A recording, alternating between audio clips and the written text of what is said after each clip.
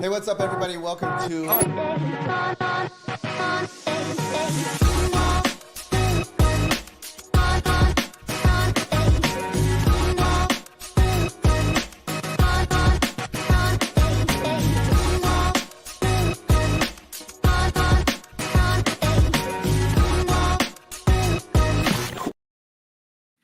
You know what time it is? It's everybody's favorite time on Tuesday. It's Get Book Solid time with your three favorite people. Dang, look at Dave. It's tool time. It Tool is. time. It's Tool Time Tuesday.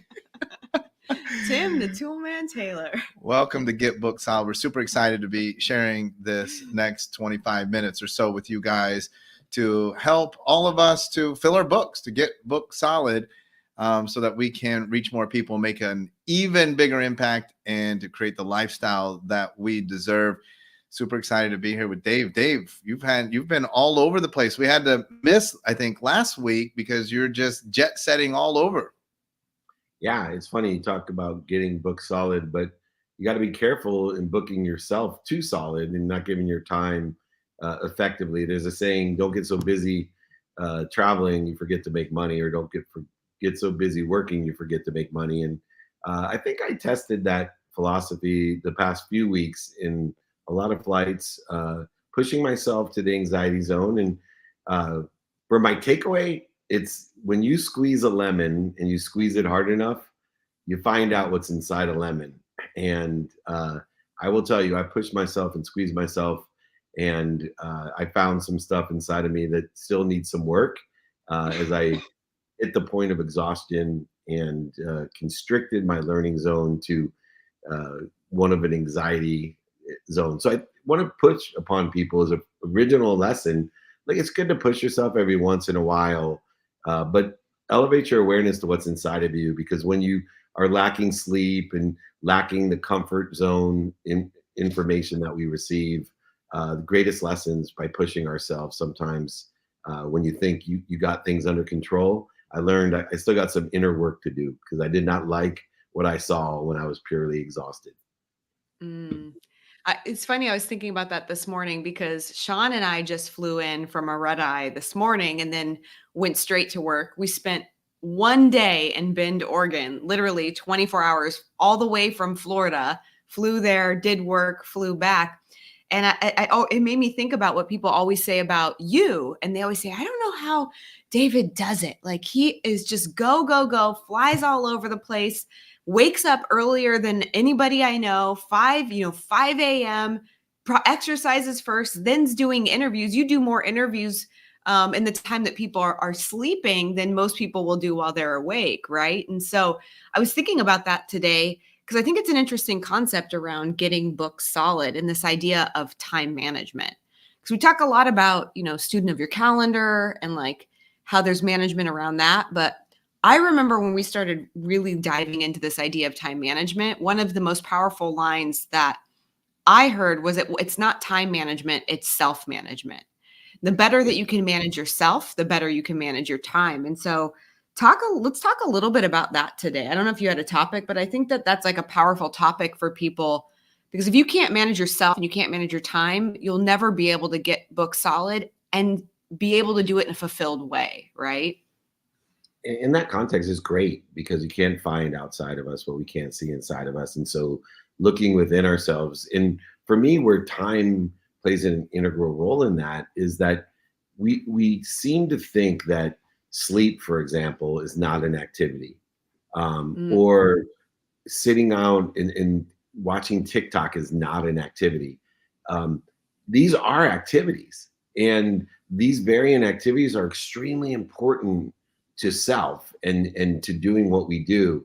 And so understanding self-management is understanding who you are, what your skills, knowledge, and desire are, what your personal, professional circumstances are. So for me, I'm very intentional about plane rides.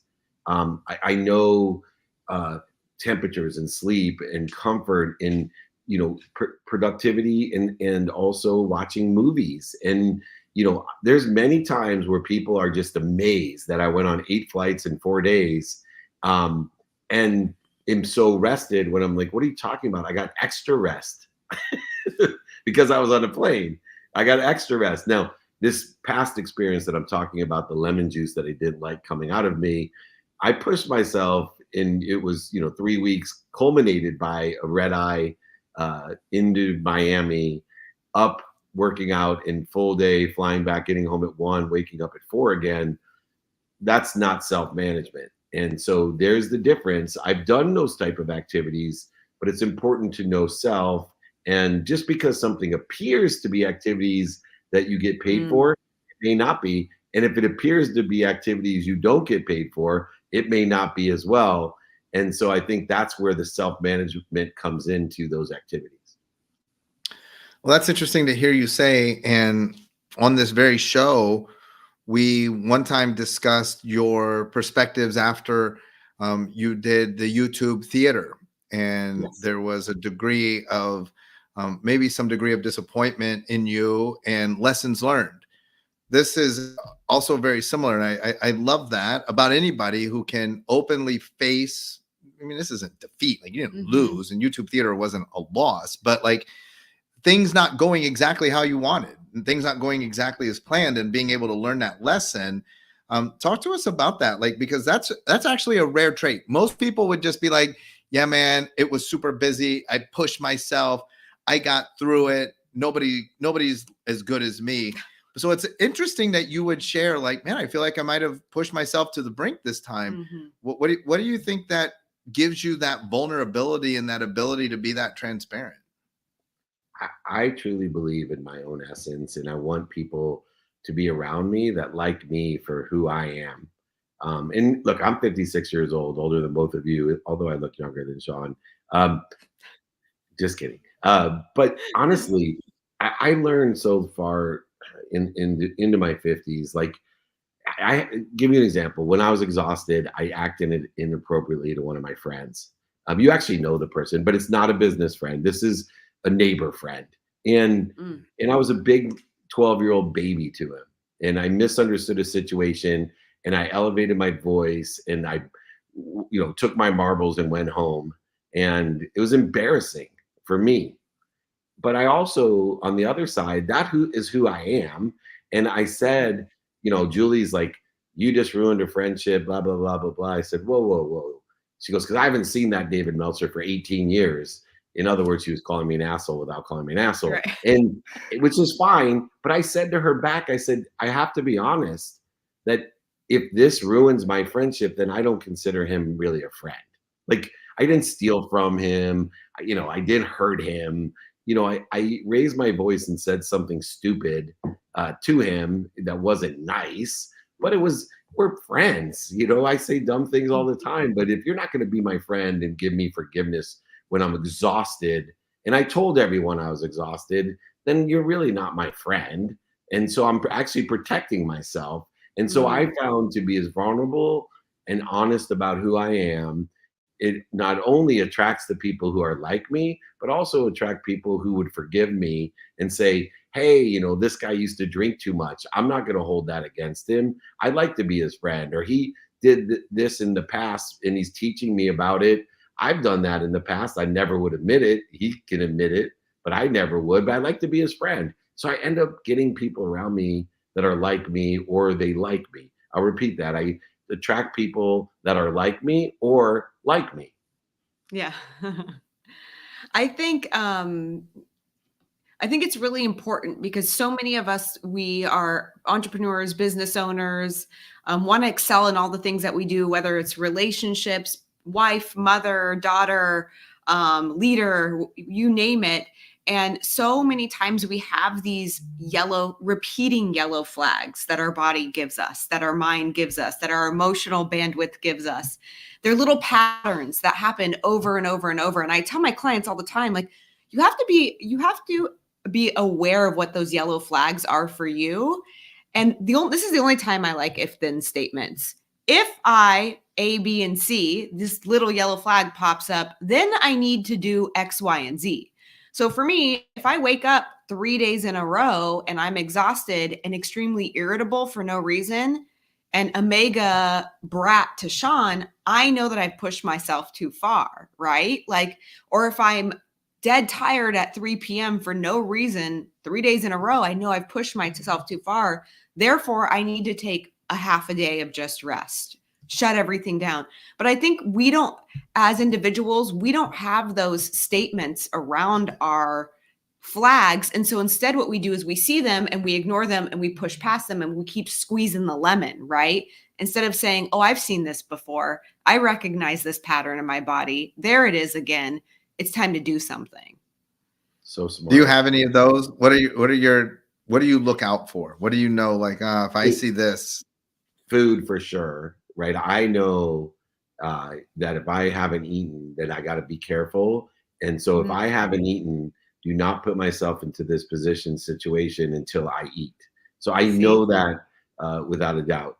I also know that red eyes that are in the tail end of a week, also because I still am so committed to consistent behavior, that the combination of the red eye with the committed waking up at 4, meditation, working out, etc., puts me into an exhausted state that doesn't allow me to think the way that I want to think.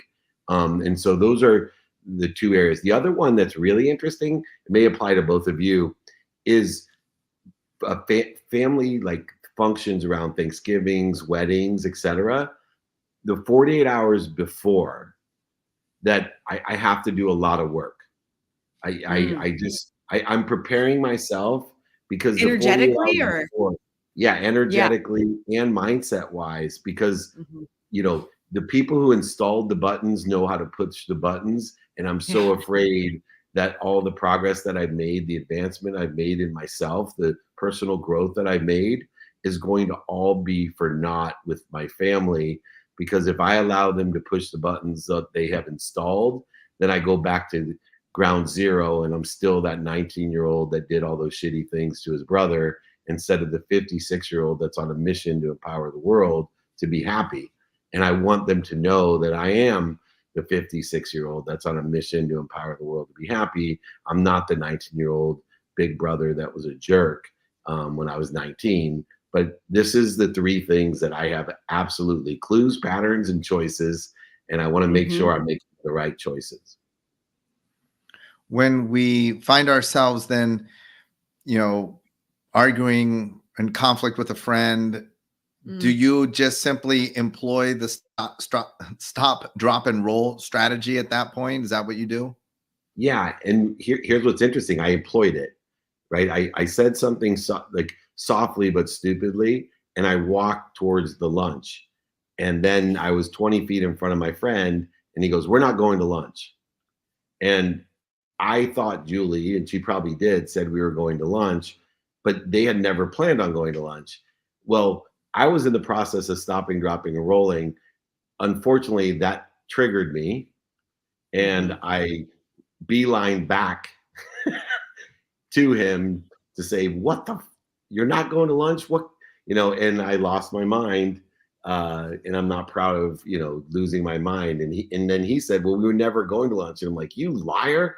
Julie told me you were going to lunch." He's like, "That sounds like blame, shame, and justification." I'm like, "Don't use my own words." And it's like, "You're a hypocrite. You're not the person that wrote the book that changed my life." I'm like, "Oh fuck, where am I going with this?"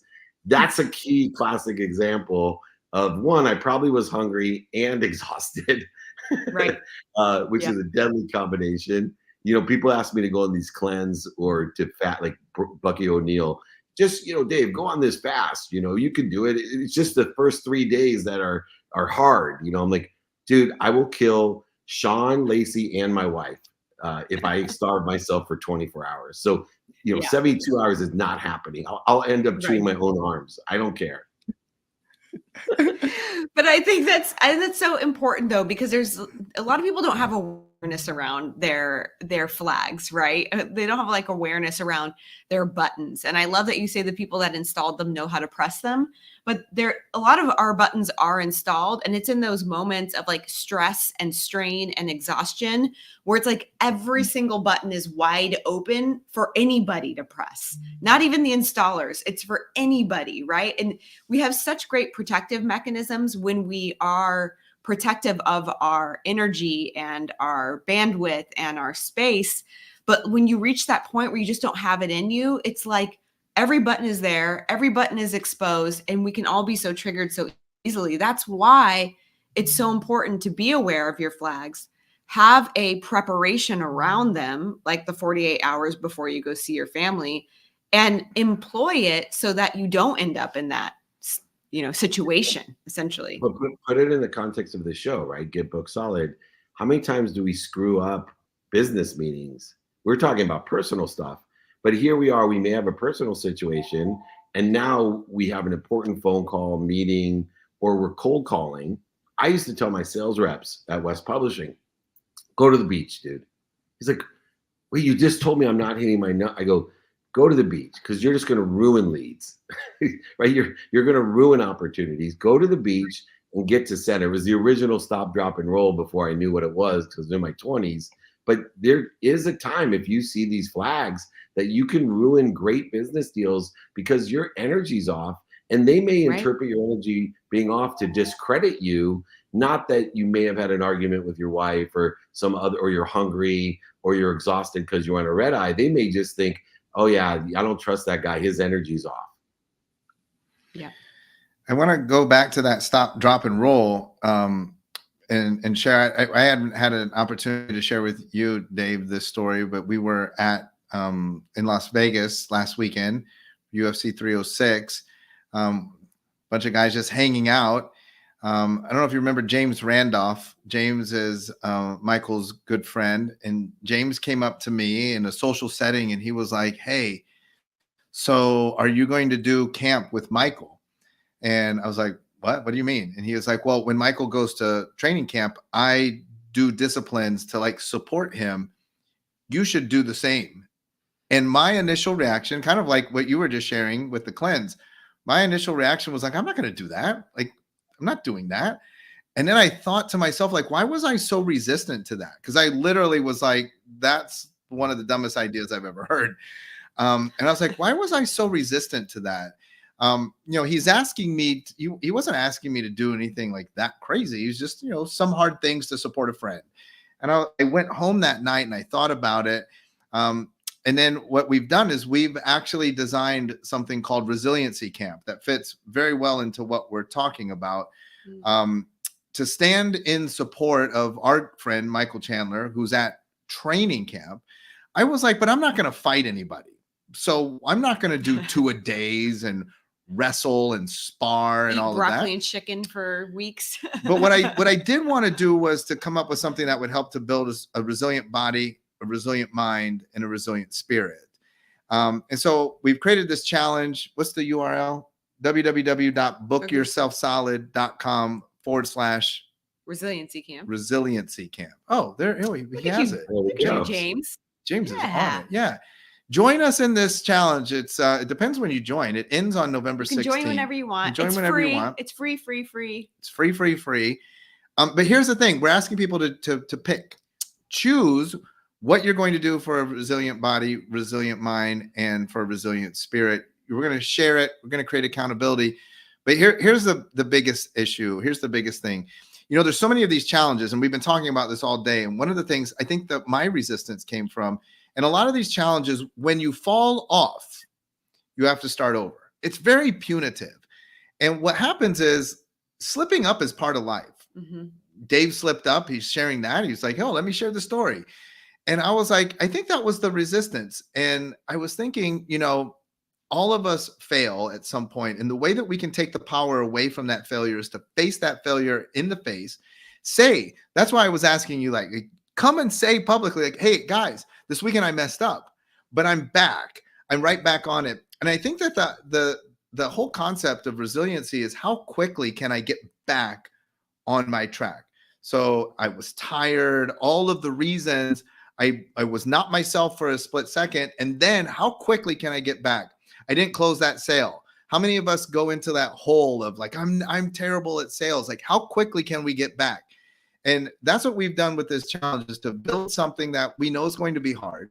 We know we're not going to execute it perfectly. And when we don't execute it perfectly, we're giving ourselves grace and permission to share with other people. Like, I want to be able to call you, Dave, and be like, dude, didn't get my walk in or didn't do my exercise today. And here's the last part of it that I think you'll love is Michael trains 5 days a week in Florida, and then he goes home to Nashville for 2 days a week. So the resiliency challenge is set up for 5 days of discipline and then 2 days that you dedicate to relationships, whether that's at home, business relationships, whatever it is, but you focus on relationships on the 2 off days, and then we get right back into our disciplines on those 5 days. But I also think what's really important, even just listening to our conversation today, we are all so different. And what Dave would need to do and what you would need to do and what I would need to do to have a more resilient body, a more resilient mind, a more resilient spirit, that's going to look very different for each one of us, right? The thing that will spiritually make me resilient might look very different on how I need to achieve that than it will for Sean. And so the way that we designed it really was to consider that it's your choice. You know you best. What do you need to do? And I think that that's what's powerful about this challenge. But I also think that that's like what's powerful about human nature. I'm like Dave. I do not like to fast. I need to eat. I need to feed my brain. Otherwise, this relationship will be on a fast, and somebody's going to end up leaving or dying, right? So, Yeah, like, exactly. it's I feel you. I feel you. because it's different. 2 of you have said that if you don't eat, you're going to kill me. Why am I the sacrificial lamb here? He can fast for a week. That's Oh, why. if you are a lamb, we might eat you instead. Yeah. Well, I know this, and to that point that we're all different. If somebody behind me was like, "We're not going to lunch," I'd have just kept walking, and I'd have been already had my food in front of me eating. Right.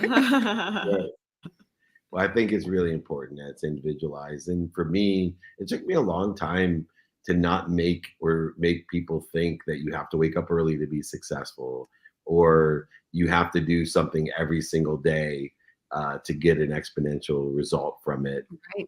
Even in the 5 and the 2, my mind was going, what that means to me is to prioritize more 5 days of discipline for this, and then on the weekend or more relationship, and not neglect my own physical being as well. Just for me, waiting time, creating a different harmony in the 5 days comparatively in the 2 days, but knowing that's not right for everyone. And so I think what I love about your challenges, and so many people brag behind your backs about, the gratitude challenges and the different challenges that you guys have come up with over the years, that they are customized and personalized. They, unfortunately, like you said, Sean, a lot of challenges make you feel bad.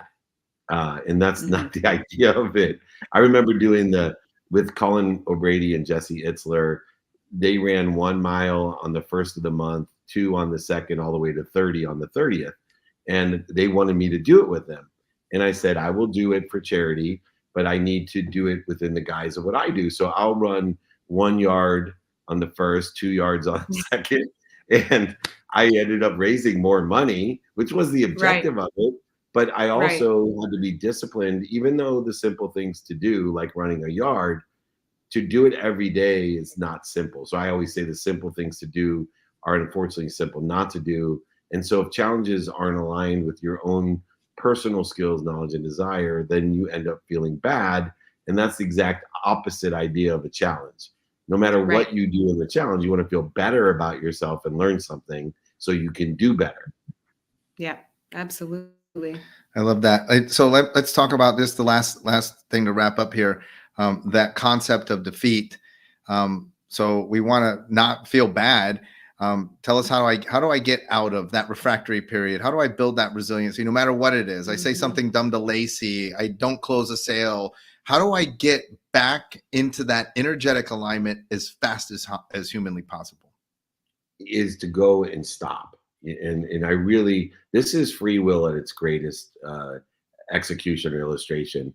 It is so difficult just to stop when emotion is, remember, emotion means energy in motion. So to stop energy in motion is very difficult. And I know it's counterintuitive. I also know it's counter human nature to stop. And so I have used words and actions, breathing, and I repetitively, when I'm really energetic in my motion in the wrong direction, I will be screaming in my head, stop, shut up, stop, breathe, until I get back to ease or center. Because for me, I have a minutes and moments strategy. I know when my emotions are moving in the wrong trajectory, and I know the first step is to stop and just get to peace or ease, then make a decision of what direction I want to put back into motion. And so stop is my mechanism and modality. I love that. October 30th, we are going to be in SoFi once again. So if anybody wants information, I'm not totally sure what we're going to do, but everybody's welcome when we get together. Just hang So out. hit us up, David at dmeltzer.com, Sean at blackdiamondclub.com. We'd love to get you some information. We'd love to hang out with you at SoFi. And then November 15th, we're taking New York City by storm. We're going to be holding a resiliency mastermind and a VIP dinner. Hit us both up for information on that. We would love to see you there as well. It's going to be absolutely fantastic. And I'm sure that it seems so long, like from here to October 30th. I'm sure it's going to come quick. But I'm sure we see you somewhere before then. I would guess. I will be definitely showing up at your door. There you go. I love Perfect. it. I love it. All right, everybody. Thanks, Dave, for your time. You're the best. We appreciate you, and you at home, on the bus, on the train, in your car, wherever you are. We appreciate you as well. Make sure you catch us next week. Tuesdays is Get Book Solid Day.